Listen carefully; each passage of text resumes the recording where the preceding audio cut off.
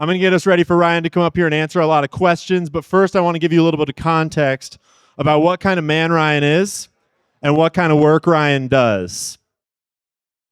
So, I've known Ryan for a fair bit of time now, and I was actually in Seattle the last time that I was hanging out with Ryan, and we were working on a different film project.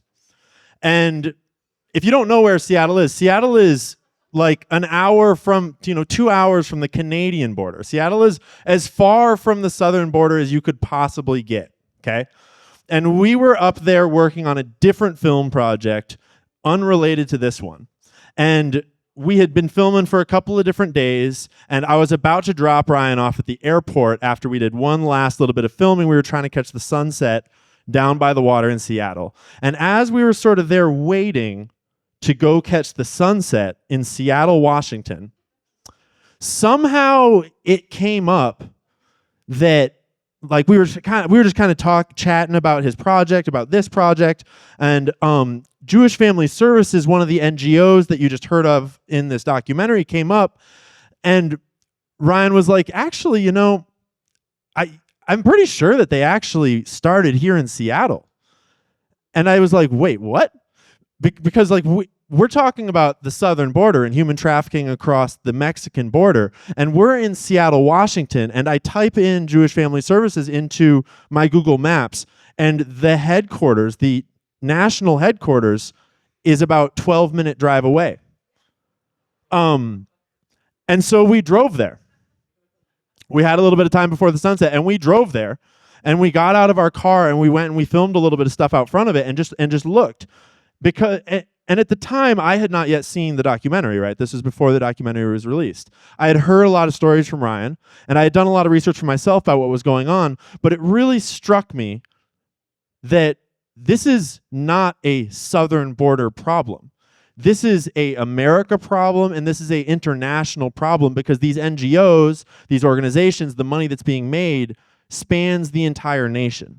So I got back in the car and drove back to that sunset shoot with this burning kind of alarm bell in my mind that you're not insulated from it if you're in a northern state. You're not insulated from it just because you're far away from the border or because you don't live in America or whatever it is this reaches everywhere, and money travels all around the globe in milliseconds, right? So just carry that with you as you go home and process this tonight, right? So who is Ryan Matta, and how did he come to do this? Because I want to make it clear that Ryan doesn't have to do this, right? Ryan and he'll probably mention this in some of the answers to some of the questions, he was just down on the other side of the southern border filming a different a project very much related of rescuing children, probably, walking around in the dirt, probably uncomfortable conditions, taking a bunch of, I know that Ryan's been on probably 100 flights this year all over the country, not because he likes it, but because it's important and it's necessary, right? And so it's important to remember that a lot of what Ryan does is self-funded. A lot of what Ryan does is voluntary. There's no one backing him. There's no NGO organization paying Ryan $200 an hour. Ryan is just a guy that chose to do this because it matters, because he answered a call, right?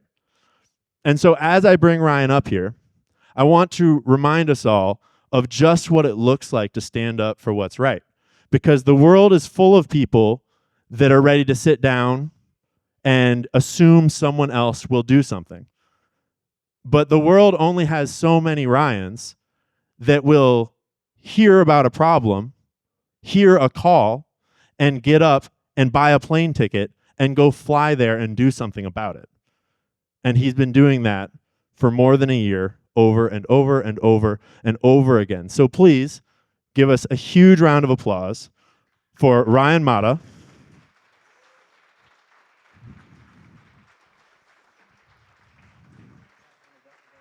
Yeah, welcome. So Ryan, I'm going to leave you with one question here, and then I'm going to go and grab the mic and get ready to mingle once you've answered it.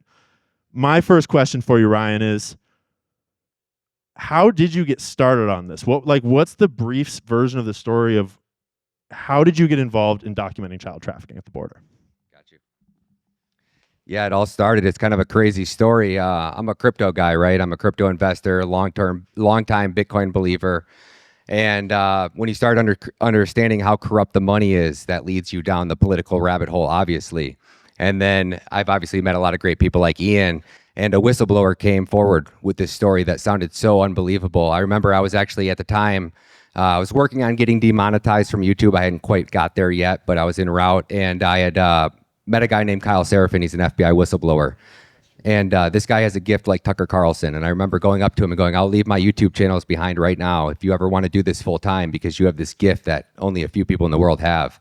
And that gift attracted a whistleblower named Carlos Arellano. He was the Mexican gentleman that you've seen that was actually trafficking the children. And Kyle interviewed him for an hour. And he's this really straightforward FBI guy, and he's serious, straight to the point. But I had a lot of those conspiracy theory questions. And so I brought Carlos on my podcast for about 3 hours. And after that 3 hours, I just remember being kind of probably like you guys were. If you didn't see that documentary and I told you our government was the largest child trafficking network in the history of the world, you'd be like, all right, yeah, this guy's kind of crazy, you know? And at the end of it, he goes, you know, I broke this story in front of 3 people, and I broke it on Fox News about 6 months prior to me breaking it. And he goes, I've offered it to everybody, but I can take you down here and you can see these networks for yourself. And I'm like, wait, you can walk me up to a building where there's kidnapped children in it? And he goes, yeah, right now. I'm like, we can walk up to the door. He goes, oh, well, we won't make it to the door. Security will stop us, but we can make it into the parking lot. I'm like, parking lot? Where is this place? I'm thinking prison camps out in the middle of a desert or somewhere. He's like, oh, no, it's in a town. It's actually an old Walmart. And I remember calling my boss, being like, hey, Jeremy, on LFA TV, I'm like, I got this whistleblower that's telling me he can walk me up to a building with kidnapped children in it. And I'm like, and he's like, what? And I'm like, listen, I don't know if it's a story, but like, how about this? I'll pay for my trip if there's no story there. But I think I got some Nazi Germany shit here. And I'm like, I'm dead serious. He said, well, no, you don't have to pay me. Just go and break the story. So I remember I went down there, and I went down there for 4 days. And when I got there, I'm like, where are we headed? He goes, well, which one do you want to go to? I'm like, what do you mean, which one? He goes, well, there's 5 of them within 15 minutes. I'm like, let's go to the biggest one. So we went to the biggest one, and that was the Brownsville Walmart that you've seen there. And they'll tell you it's 1,200. The whistleblowers tell me it's 2,000 boys between the ages of 13 and 17 that are in that camp.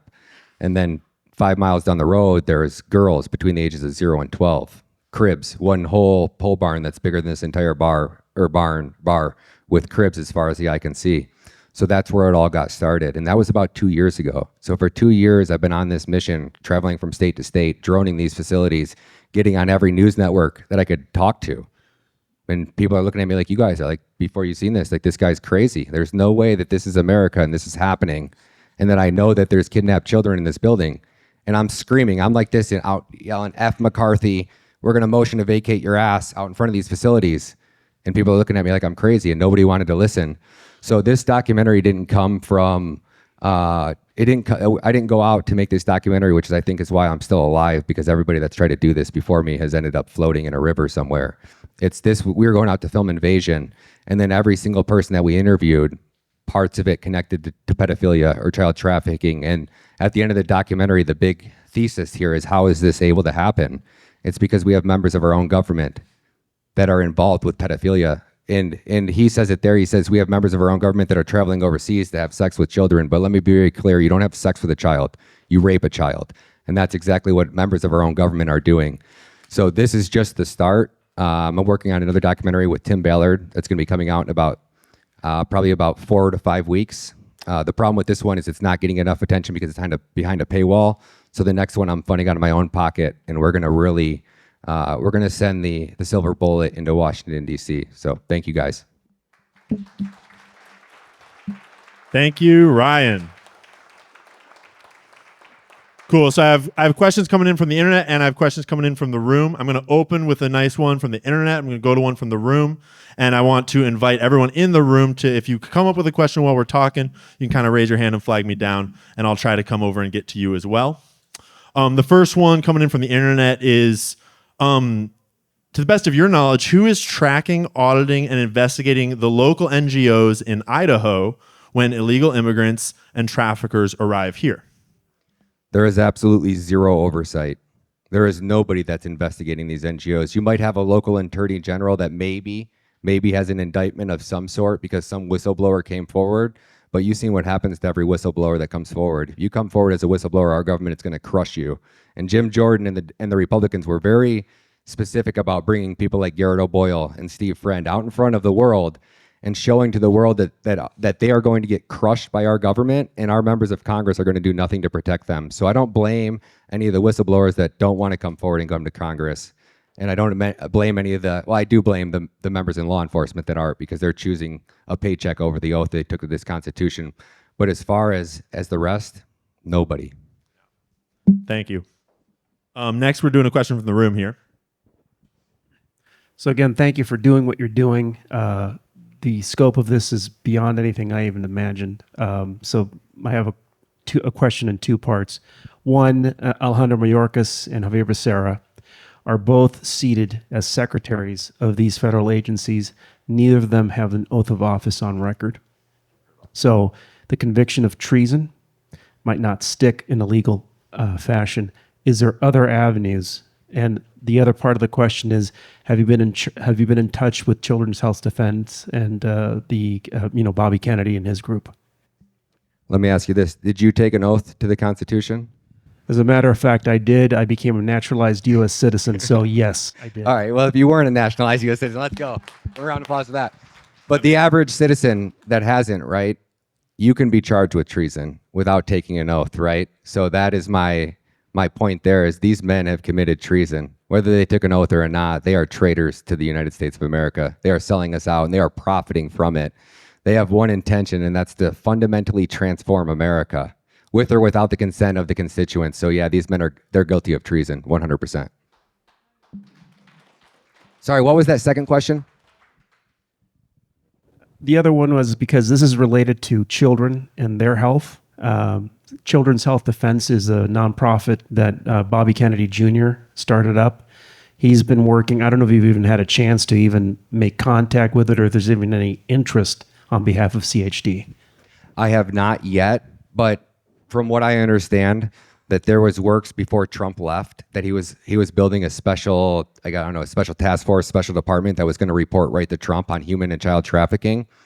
And I think that's what's going to need to happen. Because right now, and we're going to get into it a lot tomorrow, so if you guys are going to come join us and you guys really want to see the full breakdown on how this is happening, come join us tomorrow, because I have a whole presentation on it. But when we take our country back, right now, my best estimates are of the 438,573 unaccompanied migrant children. Our government's admitted to losing 325,000 of them right now in these facilities. And this is like the absolute bottom number, is there's about 63,000 in these facilities right now that are waiting to be sold or handed over to that quote unquote sponsor, right? To put that into context, 355 a day vanish every day. So when you guys watched the movie Sound of Freedom and you guys were all upset about it, right? That was a mission that probably took Tim Ballard and his team 6 months to plan out, to rescue 50 or 100 children over a 6-month period. Every day that we do nothing and we sit by and we let these politicians walk by and we go to things like CPAC and Turning Point USA and we rub shoulders with the Ted Cruzes because they got their great 2-second talking points on whatever podcast it was. What have they done to stop this? Because every day Ted Cruz could be holding a press conference. Every day any one of these politicians could go with me right now outside of one of these NGOs. Don't believe me, just look back to 2016 when it was Trump running these, or 2018 or 2019. The Democrats in 2019 passed a bill that was like the End Child Prison Camps Act. That's what they were trying to bring to the floor, because they were referring to what was being done to these children as child prison camps. They referred to them as child concentration camps. This isn't Ryan Matta's terminology. This is the left terminology when Trump was separating these children from their parents. And what Trump was doing when he was separating those children from his parents, that was an instant 45-minute DNA test. Now, yeah, there was a lot of bodies and a lot of kids and a lot of parents. The first batch they DNA tested, 40% were not their parents. So these are cartel members that come across that border with their arms on the shoulders of a child that has just been brutally raped by every single adult that's touched them in the last, 30, 60 days of that journey at the very least. That's best case. And they're coming over saying, yeah, you say you're not my kid, right? You're going to pay for it. And they know they're going to pay for it because they paid for it for the last 6 months of their lives. So when we first tested those, 40% weren't their parents. Trump saved 40% of those kids. And whether you like Trump or not, 2 years ago, 3 years ago now, if you would have mentioned Trump in my live stream, I would have kicked you out of my live stream. I didn't want to hear about it. I didn't want to talk politics. I didn't want to hear about it. Whether you love Trump or hate Trump, it is absolutely undisputable, guaranteed 100% fact that not one of those 325,000 children would be missing today if Trump was still in office. Not one. Not one. So whether you love or hate that man, it doesn't matter. The facts are, this is an absolute fact that not one of those children would be missing if President Trump was here today and still in office. And to take that a step further, everything that man was doing, he hasn't done more to combat child trafficking than the previous president or the previous president or the previous president. He did more to end human and child trafficking than every single president combined. And it's that one thing that your friends on the left that were the most deranged Trump derangement syndrome, they can watch this documentary, and it's the one thing the only thing that I've ever seen anybody be able to swallow their pride and be like, I hate Orange Man bad, but if he's gonna rescue these kids, I'll suck it up, you're right. It's the only thing that they're able to take their ego out of the equation and go, yeah, I was wrong. At least if he's gonna save these kids, I hate the man, but as long as we save these kids, I'm gonna vote for him. So I think that this is that one thing that can unify us, because it's not left or right. How could you be for that? How could you want to send a kid? You guys haven't even heard a fraction of what these kids are dealing with, right? We're talking about a 5-year-old girl that's chained in a man's basement. And that man brings 7 to 10 men every day into his house that they can brutally rape her. And she's chained in the basement. And when he brings her food down that he throws on a plate on the floor and half the food falls on the floor, as she's picking it up, he brutally rapes her. And after he's done raping her, he puts a cigarette butt out on her. So every day she gets a new scar on her hand. Just in case she ever escapes, she's constantly reminded of how she was brutally raped. I don't want to talk about this. I don't want to have these conversations. It's disturbing. It's messed up. But nobody's talking about it. And I'm sorry that you're uncomfortable about it, but how these kids feel and what these children are dealing with every day, we need to talk about it, because it's the silent crime. The reason that it's like the DNA or the drug enforcement team, right? They bust a guy that's coming over the border with 20 pounds of fentanyl. All the fentanyl's on the table. All the cops are over here getting their photos with politicians. But when the 5-year-old girl that's been chained in the basement for the last 2 years is rescued, do you ever see her photo? No, you don't. And you can't picture it, because everybody in this room, or a majority of you, I assume, would never do that to a child. So you can't visualize it. But it's happening every single day. Tomorrow, I'll show you what 325,000 children looks like. The U of M Stadium holds 100,000 children. 100,000. Our government has openly admitted to losing 325,000. We are so close to being Sodom and Gomorrah. I can't. And then when I say that this is a silver bullet, like, everything in Trump's campaign should stop, right? All you have to do is focus on this right here. This. I don't need to understand what documents Biden had in his trunk. I don't need to understand what. All I need to do is know that there's 325,000 children that our government's trafficked into America, and they're lost. Sorry for the long answer. Hopefully I answered it. That was a wonderful answer. Thank you, Ryan.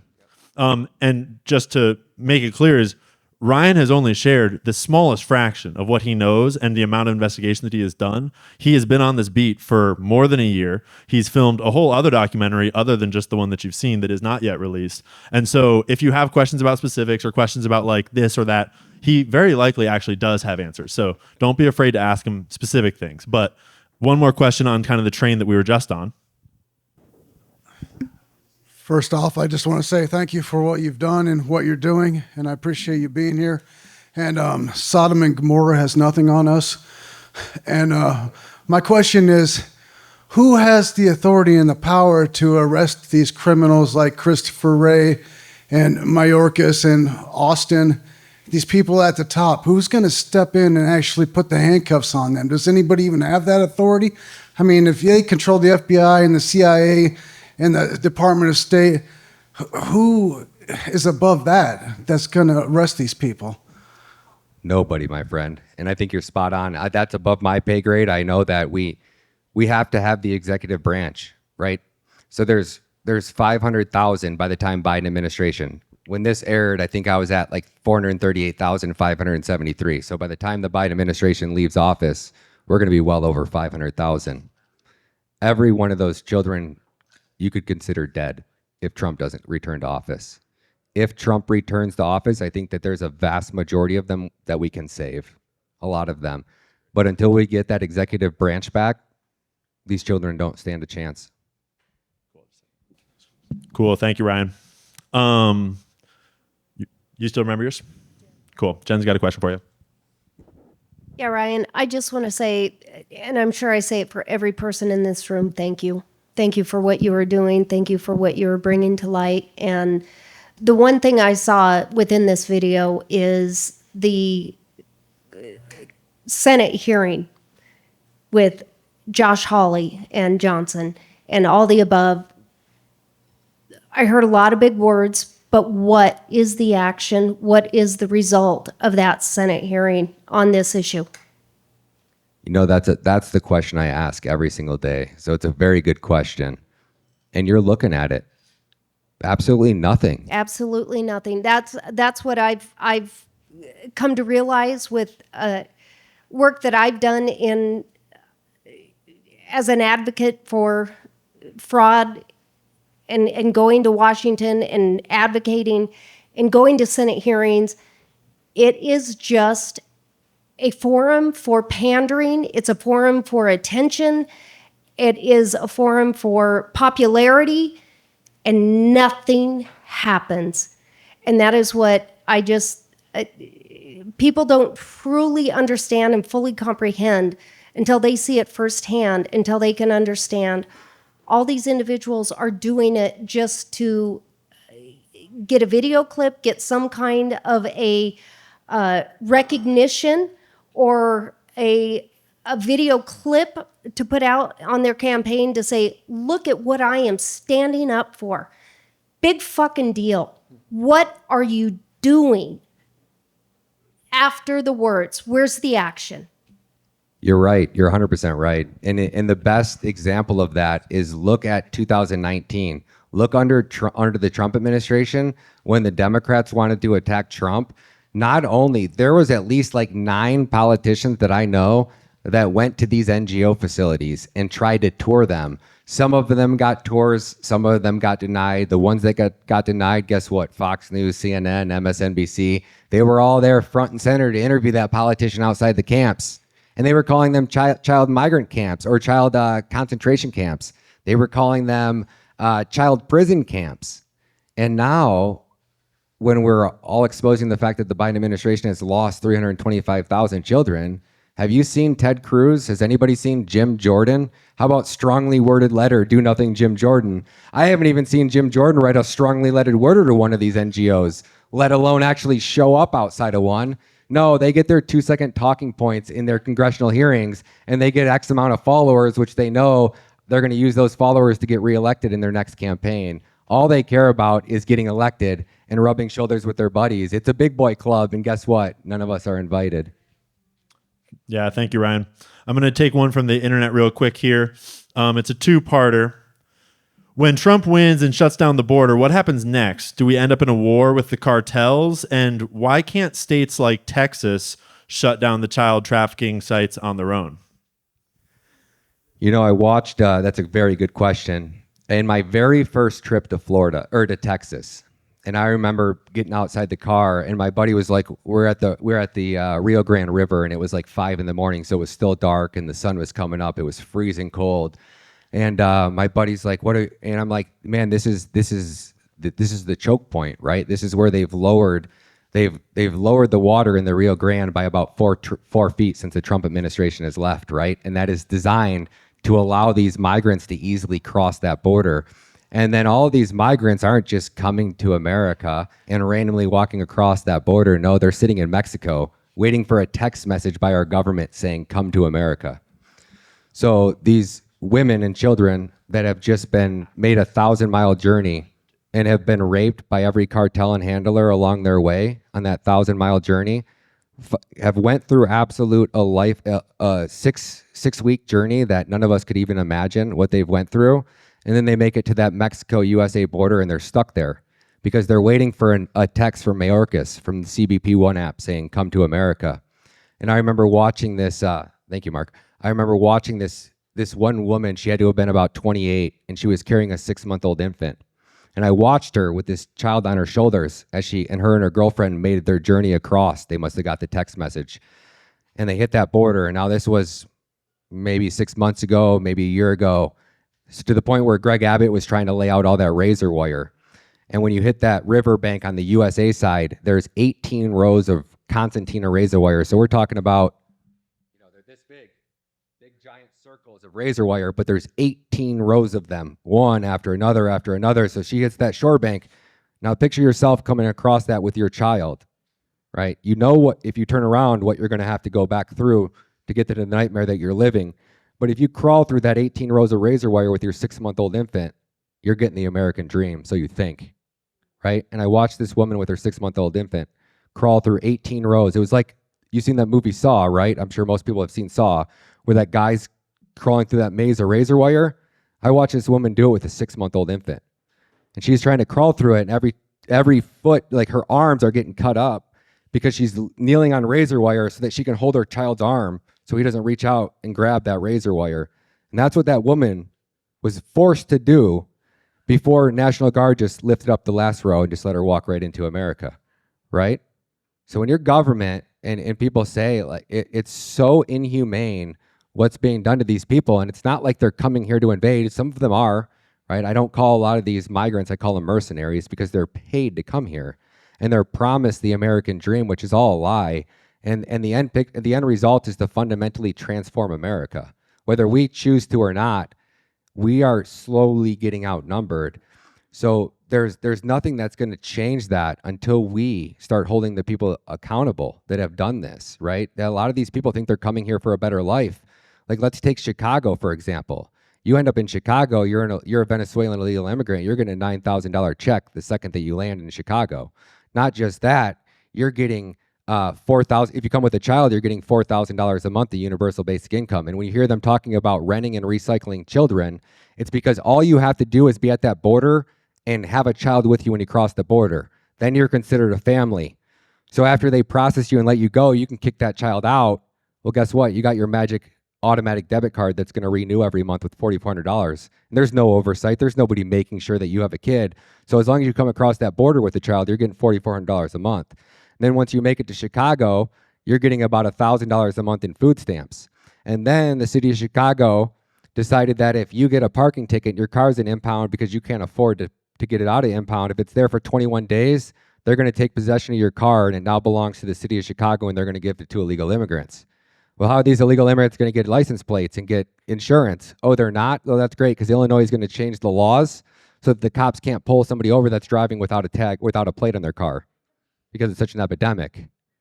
This is genocide. This is treason. Thank you, Ryan. Yep.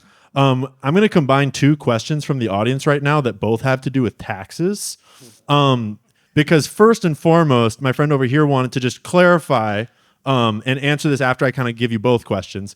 Just to clarify that how much of this operation that we just watched this documentary about is being funded by our taxpayer dollars first. And secondly, over here, my other friend wanted to know, so what's the solution? Because our taxes are going to fund wars that many of us don't agree with, going to fund other countries that we don't, benefit from these other, So at what point is the solution to stop paying taxes because of what they're funding? And could you please clarify for us just how much of what we just learned about is funded directly by our tax dollars? 100% in Bitcoin. And does that make us complicit as well? We could all stop paying our taxes, but they print money out of thin air. So until we take their ability to print that money out of thin air away from them, you don't pay your taxes. Well, great. They're just going to type a 0 on the keyboard, and now they got an extra trillion. So not paying your taxes won't help. It might send a message, but I think you're going to do more harm to your family and yourself than you are to actually fix the problem. And it's 100%. As in 100% of what we just watched a documentary about, those NGOs, the plane flights? All of it, every plane flight. So we're going to break it down a lot tomorrow. So if you guys really want to see the astronomical numbers, right? But it's every child that's in one of these facilities is getting paid $750 per day. So like that Brownsville Walmart, right? That holds, 1,200 to 2,000 children. But you're looking at about $36 million a month to run that facility. That's just one. And there's about 289 that we know about. Higher numbers are up to 14,000. Wow. Okay. So in the interest of getting spicier and spicier as the questions go on, I'm about to combine, this is going to be very spicy. I'm about to combine several versions of the same question that have come in from the internet. They were worded, shall we say, in a way on the internet. So I'm going to word them a little bit differently. Many people on the internet have been noticing how much of that network had to do with the Jewish religion and or Israel as a state. And people are giving examples in their submissions related to like the exact people that are involved, like Mayorkas or Becerra, for example, or like Hayas and Jewish Family Services, which are these various NGO and sort of like trafficking organizations. In your opinion, Ryan, is there anything that is actually like tied to the Jewish faith or the state of Israel in this network that we're seeing? Are people just seeing a coincidence that does not actually play out when you dig deep through it? Do you have an opinion on that, or based on having been a part of studying it for so long? I want to give a big shout out to you, actually, my friend Ian, because when Ian was telling you guys that story about Jewish Family Services, it wasn't like we were just randomly talking about it. If I want to know intel and research and I want somebody that's going to dig deep, I'm going to go to that man right there, because there's nobody online that does it better than Ian Carroll. So I want to get that out there right there. Thanks, Ryan. So when I ask Ian the question, how much of our government is controlled by Israel? When I talk about AIPAC and Israel's influence on our politicians, what percentage of our politicians in Congress are owned by Israel? Well, when it's the Senate, which is 100 senators total, I know that 93 of their seats have had contributions. So 93 out of 100 seats have had contributions from the Israel lobby to buy them those seats. So at least 93 out of 100 senators, as well as, other donations and such. So 93%, right? And you guys know that when there's anything bipartisan, that means that we're getting screwed, right? That means that they've decided, the powers that be have decided. So if Israel controls 93% of our politicians, that means if they wanted this border secure, it would be secure, right? So our border is wide open because Israel owns our politicians, and Israel has chosen to keep our border wide open. For whatever reason that may be, or whatever the bigger plan is, we just know for an absolute fact that Israel owns Washington, D.C. And if Israel owns Washington, D.C., they say jump, and Congress says how high. They say jump, and Israel and Lindsey Graham says let's drop a nuke on Iran, right? So of course Israel owns our politicians. And if you look at every single 3-letter agency, who's at the top of it? And I don't care about the Jewish. I don't care about your religion. I care about good versus evil. And I think that a majority of these people claim to be Jewish or hide behind a Jewish religion. These are evil people that are supporting and encouraging and confiscating and keep and protecting the people that are raping children and are leading to this. So I don't care what religion you are, and I can't imagine that these people that claim to be Jewish are actually Jewish. I don't think any of these people actually go to church. I think they hide behind this faith as like a protected class, and I think that's how it's continuing. Excellent answer. Thank you. I knew that seeing all that you've seen, you wouldn't be afraid of some spicy questions because you've seen far worse. On kind of the same train here, what is the accountability of governors to do something? I have seen Gov Little punt and say illegal immigration is a federal issue and talk to your senator. Do you think governors have any role to play in this, or is it truly a federal issue? Yeah, let's take Greg Abbott, right? In early 2021, one of the first major child migrant processing facilities, the evidence was so overwhelming that children were getting raped, and not just raped, they were getting raped and sexually assaulted by employees at that facility, to the point where Greg Abbott had to order the Rangers and had to hold a press conference saying that if our federal government doesn't shut down this facility, Greg Abbott's going to show up with the sheriffs and he's going to start arresting all the federal employees. Well, we have those same allegations against like literally 90% of these child migrant concentration camps. So if any one of these governors wanted to shut this down, it would have been shut down yesterday. Think about it if it was your bar and they wanted to shut you guys down for not wearing masks or whatever little tiny infraction that they could bring the full weight of the U.S. government crushing down on your business. They would crush you in a heartbeat and they wouldn't think twice about it. So the number one question everybody should be looking into is how much money are these politicians getting in their campaigns, and how much is it coming from the same NGOs that are running these child migrant concentration camps? And that's where they get you with these NGOs, right? Because we can FOIA the U.S. government. We can't FOIA those NGOs. And then as soon as the media gets onto one of them, they just file bankruptcy and another one spins up that does the exact same thing. Next, coming from the room here is, this might just be perception based on this film that we've seen.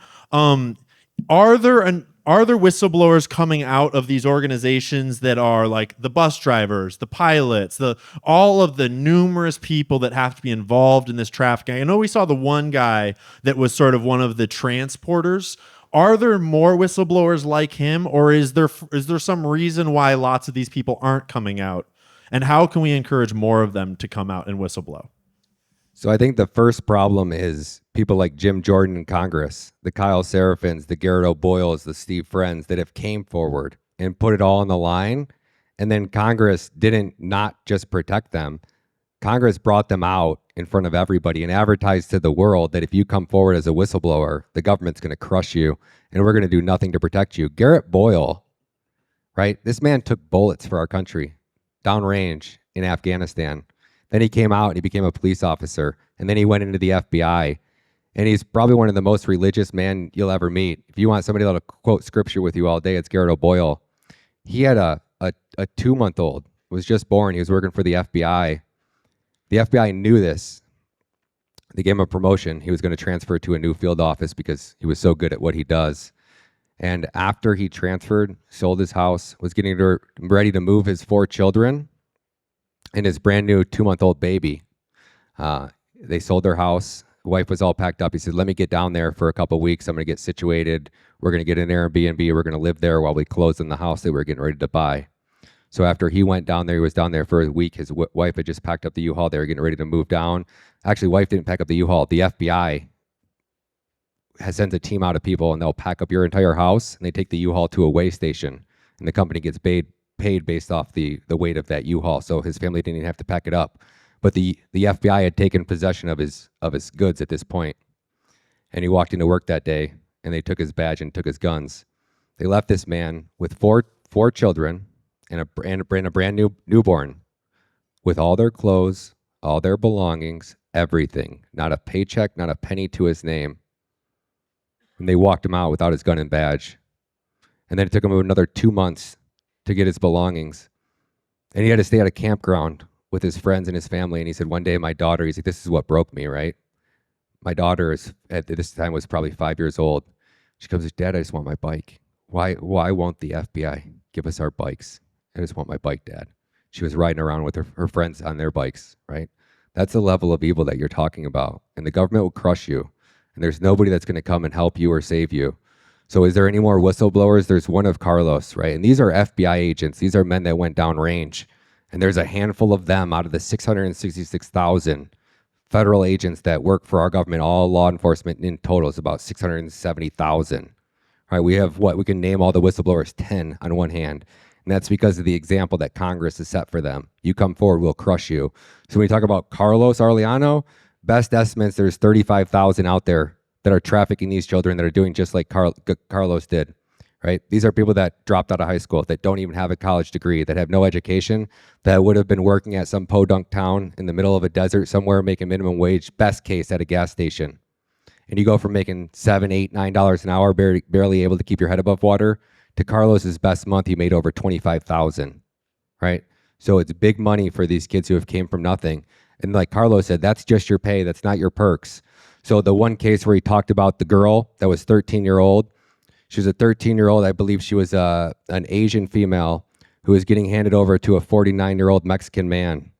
And when the sponsors pulled up to that house, she started to panic. She said, that's not my uncle. I don't know that man. I don't want to go here. And it was in a sketchy area. I don't want to go here. I want to go back to the facility. And they're told under no circumstances you bring that child back. Well, the 21-year-old kid that was dropping her off, that was the last child that get dropped off. Well, 7 o'clock at night, and you don't have to report back to work till Monday. Well, you're in California, and you're in LA, and you're in Hollywood. You're in New York City. You're in a party where you get to go out and party with your friends or go out and pick up girls. He's 21, making more money than he could ever imagine. And all he has to do is kick this girl out of his car, and then he gets to the party like a rock star for the weekend in a major city. Right? So that's what we're dealing with. This kid kicked a 13-year-old girl kicking and screaming out of her car and just left her with a 49-year-old man that she had never met when she was begging him to go back. But that NGO told him under no circumstances do you ever bring a child back to this facility. So that's why you're not seeing more whistleblowers come forward, because the money is so there, and then it's the benefits. It's like Carlos said, there's 100,000 miles, not just on one airline, every airline. So that means that anytime Carlos had a day off, he could literally travel anywhere in the world with multiple people, and it wouldn't even put a dent in his frequent flyer miles. This is another one coming from in the room here. And this is actually something that I was thinking about last week and just got spoken back to me is we're talking a lot about the market for trafficking here and the trafficking that is bringing people here. Do you know of any efforts being done to warn families and people abroad in places like Guatemala to not give your kids to these services, to not trust these agencies that say they're, going to... Is there anything being done to outreach to the victims' families in foreign countries that you know of? Thanks to Tim Ballard and his team, there are. And it starts with bringing awareness, because I think a lot of these countries just thought that the United States government was giving them a bunch of aid and it was there to help them. And you're really starting to see the more nefarious things that are going around in the background. So people like Tim Ballard and his team are working with countries like Guatemala, I forget the other one, I think it's El Salvador and Ecuador. And they're going over there and they're putting together basically presentations that are kind of teaching the parents that, when somebody shows up and they'll, basically got like a nice tour bus shows up and these people act like they're modeling agencies, and they have this great opportunity where if, your daughter's beautiful and she's 12 and she's got all this talent, like, let us be your manager and take your daughter and we're going to give her this life. Oh, another one is a nannying. A lot of these girls, these people go to these villages and they say, hey, you're hard up on your time. You guys are making like $1 a day. That's the going rate in these villages. But hey, we have this great nanny family that can take your daughter and we can get her this great job and she's going to nanny for this family in LA and she's going to make all this money and she's going to send you guys back and you guys are never going to have to work because your daughter's going to be making so much money. We're going to help her go to school. We're going to help her do all these things.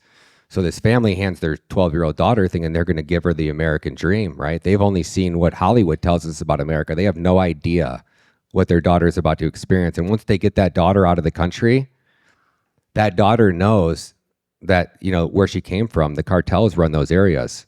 So they tell her, if you don't do what we're telling you, we got a person stationed outside your parents' village and we'll kill your whole family. So you're going to do exactly what we tell you to do. And for years, she's raped, she's savaged, she's trafficked, and she has nobody to come for her. Her parents, who she calls every once in a while, right, think she's got this amazing nannying job. And the person that's trafficking her is telling us, if you say anything, if you tip anything off, we're going to kill your family, your little brother, your mom, your dad. So she can't do anything and she's terrified. And then eventually she gets strung out on drugs and they don't even have to keep her there. She's just there for the fix. Thank you. I'm actually going to insert one of my own questions before I merge two that have come in from the internet here.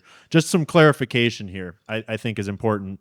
Could you clarify for us that this human and specifically child sex trafficking market that we're sort of hearing about here, what portion more or less do you think is sort of like the everyday average people pedophiles that have realized, oh, there's a supply, and if I fill out these forms, I can just basically get mailed kids, versus what amount of this sort of southern border trafficking is supplying larger organizational sex trafficking for things like perhaps the P. Diddy ring or things like a Jeffrey Epstein style trafficking network? Like, I guess I'm asking, could you clarify for us your interpretation based on what you know of how much of this trafficking is going to perverts in their garages that just are taking advantage of the system versus organized criminal activity that is sort of more put together, so to speak?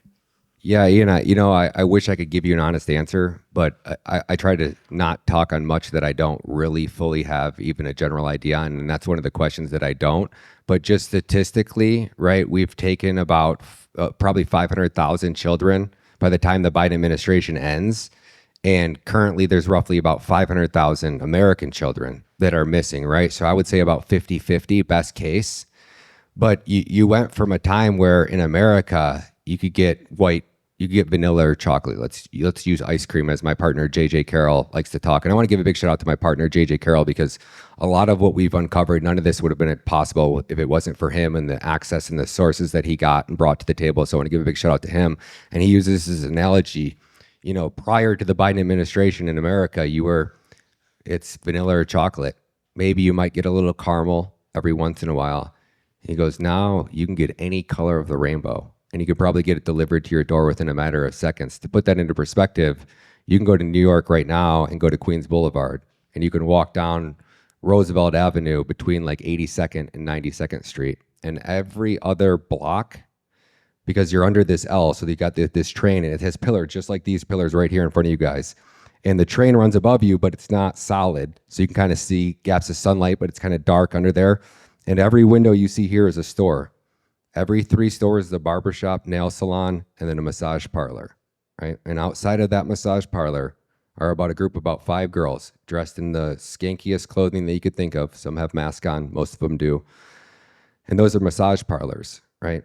And every other block, about every 3 blocks, there was a massage parlor. And I was trying to go undercover to see if I went in and tried to get a massage, if it was actually a massage, they were going to try to do extras. Every 3 blocks, I wouldn't even have went in undercover, because I felt like the girls that were standing out there were 12, 14, 16 years old. And we got this all documented on camera. And these girls that look like they're 12, 14, 16 are obviously operating prostitution rings. And the New York police are right there watching it happen. I mean, I was in Philly, right? It's to blow your mind. And I talked to these cops. I'm talking to them, asking them, because it's so dangerous down there. And I'm watching what looks like a zombie apocalypse. And I'm driving down, same scenario. It's under this train deal, and they have like they're doing something where the cops had like a street blocked off. So I hit the first barrier, and they were letting cars go through. And I asked them, I said, "Hey, can I film out here? Is it safe for me to get out of my car?" The cops go, "Oh yeah, you get out of your car. People film all the time." And I'm like, "All right, this one cop, right? I'm like, I'm watching some crazy stuff down here. I don't even feel safe getting out of my car." So I hit the second blockade before I got out of it, and I got stopped again. And I asked those cops, they go, "Oh yeah, absolutely. Where can I park at?" They're like, "Park right here." So I get out of I park what I thought was an actual legit parking spot, right? I seen a little meter. I get out, I pay to park. And I don't know what it's like here in Idaho, but in Michigan, if you park in handicap, it's a big blue handicap sign. Like you can't not accidentally park in handicap. Well, in Pennsylvania, they have a little handicap guy that's on like the sign, but it's a big sign. So I get out, pay to park, and I go walk down this area in Kensington, Allegheny. And as soon as I turn that corner, I look across the street, and there's a man shooting up trank. He's got a needle, and he's injecting this drug into another man's neck. And I look across the street, and there's a cop. And I remember pointing to him like, he goes, "Oh, this is an open air drug zone. It's all okay here." So I kept walking down, and there's this girl who was like screaming at this guy, and I caught the glance at it, and she's like ripping her bag out of this guy's hand, and I watch needles, like a fly of needles. She ripped her bag from this guy's hand, and all of her stuff flew out of her bag, but it was just drugs and needles and a little bit of clothing. I ended up paying this girl to give me a tour, because I didn't feel comfortable walking around this area by myself. And it's a zombie apocalypse down there. So at 5:15 in the morning, they have what's called a street walker. And the drug dealers brand their drugs.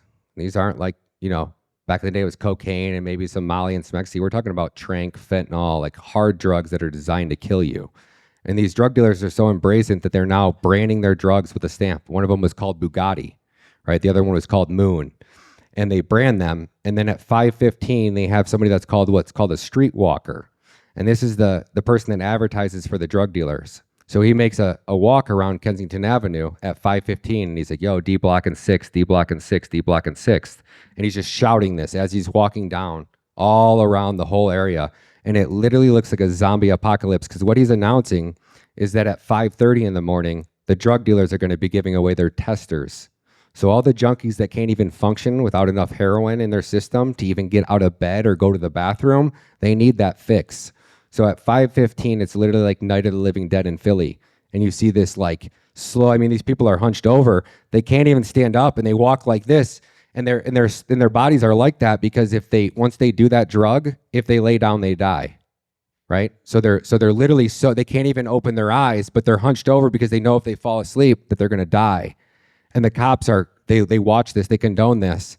And then by the time I got back to my car, I had a $300 ticket for parking in a handicapped spot, as I'm literally watching the dude that's across the street shooting dope into another dude's neck.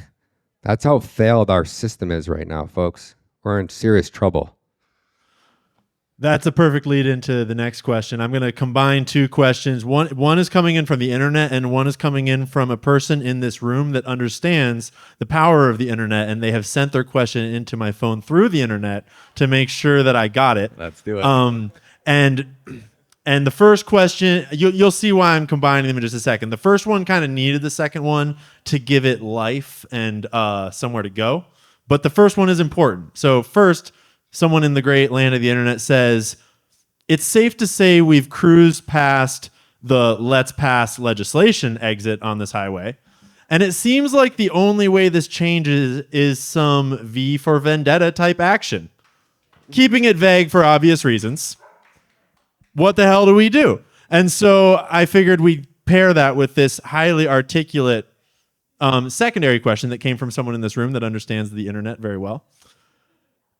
So our airport here is in the city of Boise under a Democratic mayor. Planes are landing and migrants being let out on the tarmac. How do we track these people? How do we know these aren't trafficked children? We know our local hospital, St. Luke's, is compromised after what happened to baby Cyrus. They tried to take that child from his parents and force it into foster care system. TDA gangs are in Caldwell. Our state is better than many, but people are blinded to what is going on and assume we will always be red. We won't, and we aren't. We have compromised people at the top.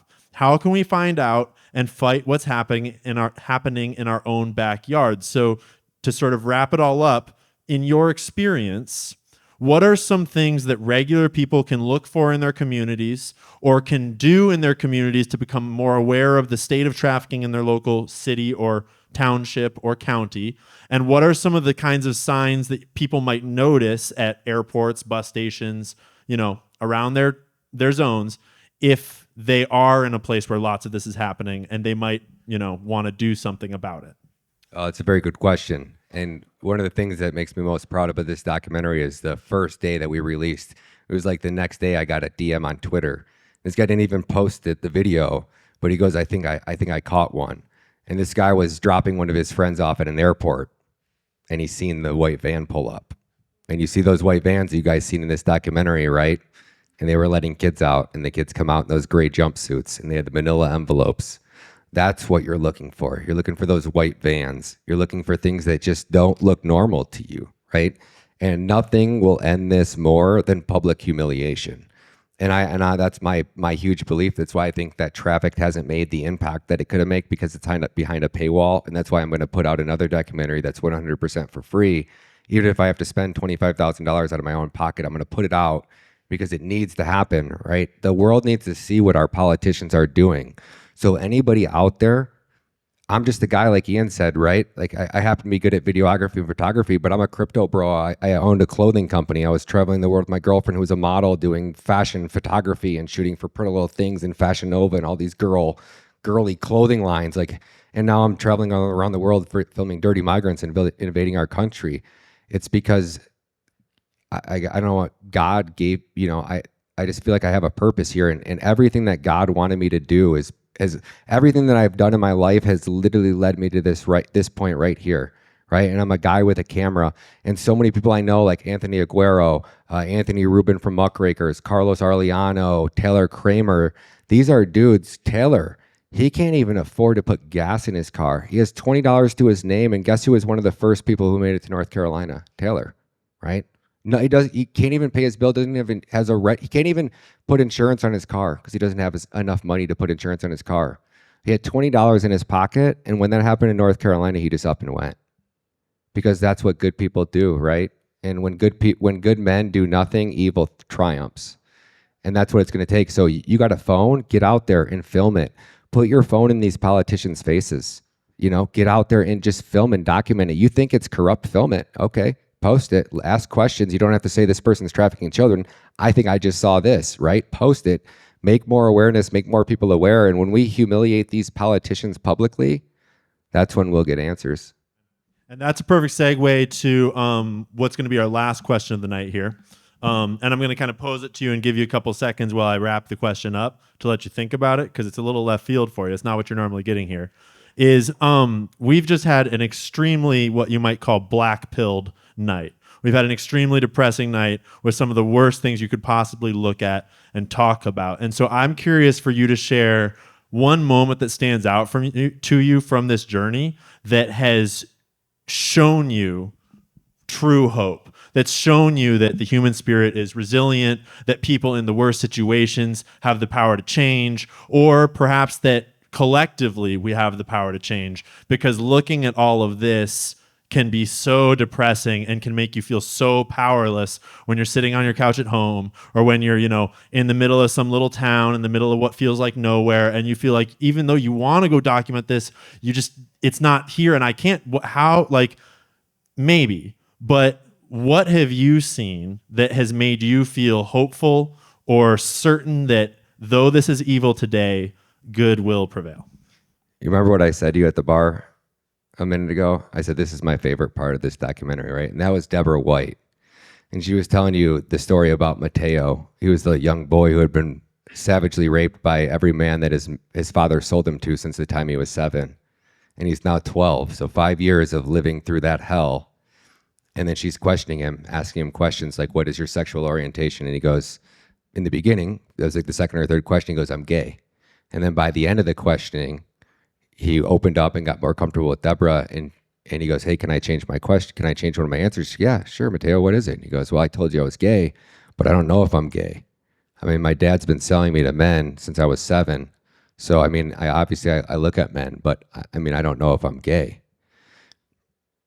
And then he tells her that the cartels, the coyote that was trafficking him to America, had been raping him over and over, but he said he was going to pay him, right? And then when he got to America, he told him, get out of my car.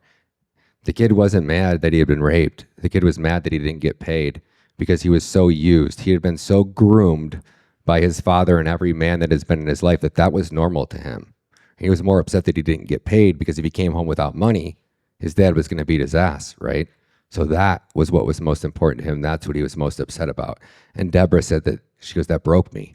She goes, I had to go out and I went to the bathroom, and you guys didn't see it on there, but she's like, I went to the bathroom and I was sobbing. And, they're in a room like this, and our government has, those fold up tables at Walmart, like the ones you have like play beer pong on at your college frat, right? That's HHS. You walk into a building that's 5 times this size, and they just have all of these tables that are folded up, set up.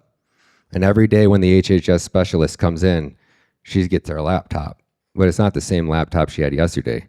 The laptop's in a pile of 50 other laptops, and she's got to go find a laptop, and she has to start fresh every day. And then she sits at a table like this, and she's interviewing Mateo. She's asking him if he's been raped. Very personal questions, right? Well, next to 7-year-old Mateo is 14-year-old Johnny, and Johnny works for the cartels. You think Mateo's going to open up when Johnny's sitting next to him? Nope, absolutely not. So the system is designed that way. And where I'm going with this is Deborah went into the bathroom sobbing, and she's bawling, right? And she's yelling at God, banging her hand on the wall, saying, God, where are you? God, what are you going to do to fix this? And she said, I heard it. She said, I sent you, right? Every one of you here, God sent you. You're here right now because God wanted you to be here. You can make that change. You can make that difference.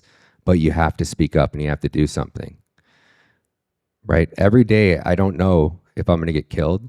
I don't know if I'm going to wake up dead. I have a son at home that depends on me for everything. But nobody's coming for these children, and nobody's going to come for these children. And if you don't stand up and be that change, nobody's going to be that change. Thank you. Can I get a huge round of applause for Ryan Matta? Ryan, thank you so much. Thank you, brother. Thanks, brother. Can you take this back? All right. I got to close it out with one last very important thing that needs to be said here. because I know Ryan won't say it well enough for himself. And I said it at the start, and I'm going to say it again here now. Ryan is self-funded. You've now gotten a sense for how many different places Ryan has traveled to film this, how many different things Ryan has done to tell this story, the places he's gone, the type of risks that he's taken, and it is all self-funded. He's paying for his own plane tickets. He's paying for his own camera equipment. He has put this documentary up for pay so that he can help fund more of these documentaries so that he can release more information for free. But most of the people that Ryan is talking to are also self-funded. Most of them have actually taken on huge liability and financial risk or damage just to speak out. They've lost their jobs. They've often gone up against incredible legal battles as well. And so this is me reminding us all that if you don't know what you can do, whether you're here in this room or whether you're out there in the internet, you can buy a coffee, so to speak, for a person like Ryan, right? And if you don't know who to do it for Ryan, because he literally just came from across the Mexican border in Tijuana filming the rescue of other migrant trafficked people, right? And Ryan is not stopping just because he made this documentary. He's continuing to do this work. And buying that coffee is the same as buying that gallon of gas. It's the same as buying that extra memory card. It's the same as buying every little piece of the operation that helps expose this to the world, right? And if not us, then who? Right? The government is not going to cut Ryan a $50 million check. The government is not going to pay Ryan to fly first class, and help support trafficking. So it's up to us to do it, right? So this is me reminding us all that we all have the power to support heroes like Ryan that are giving their own lives in order to support all of these other people for whom no one else is coming. So could I get one more huge round of applause for Ryan Matta?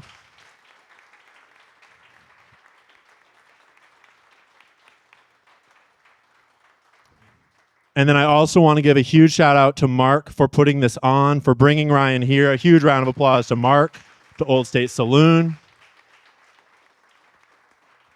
I think you all know by now that Mark intentionally seeks out these types of important people, important messages, and he does not shy away from the hard things that need to be talked about, because Mark is a man of God, Mark is a man of purpose, and he intentionally brings God and purpose into our communities so that we can all be a part of making a difference. Thank you, Mark. Thank you to the whole staff for being a part of that mission. And lastly, thank you all for coming out. Tomorrow night, Ryan is going to be back here again. He's going to be giving 2 talks with a break in the middle. The first talk will be breaking down everything that we just saw in that documentary. If you're on the internet, that talk will also be live on the internet. We're going to live stream the whole thing tomorrow night. And then the second half of that talk will be about Bitcoin. And those who are not initiated might not see the connection there, though Ryan alluded to it tonight, that ultimately money is the thing incentivizing the evil in our world, and money is the thing that is broken and allowing for that to happen. And so Ryan is going to elucidate how fixing the money problem can do a huge piece of fixing all the other evils in this world. So if you're free tomorrow night, get a ticket, come by. If you're on the internet tomorrow night, tune in. It's going to be streaming live. And thank you so much for coming out. We're going to be hanging out for a little bit, having a drink. If you have more questions for Ryan, come up to him and ask your questions. He's a great guy. And I hope that we can see you here tomorrow night. Thank you.